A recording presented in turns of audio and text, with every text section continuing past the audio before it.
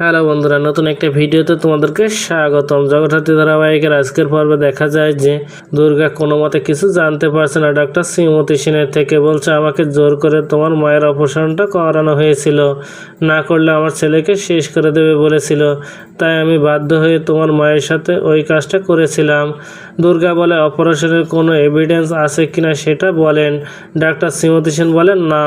দুর্গা বাড়িতে ফিরে মায়ের সাথে বললে জগদ্ধাত্রী ইশারা দিয়ে বোঝায় যে হসপিটালে কিছু প্রমাণ আছে।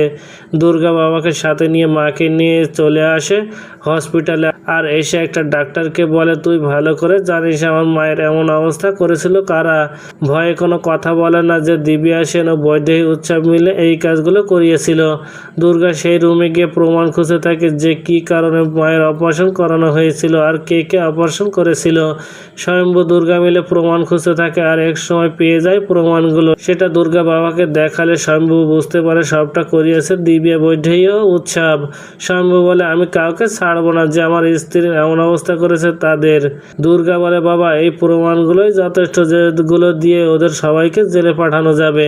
তো বন্ধুরা, কি ঘটতে চলেছে গল্পে এবার জানতে হলে আমাদের সাথেই থাকুন। ধন্যবাদ।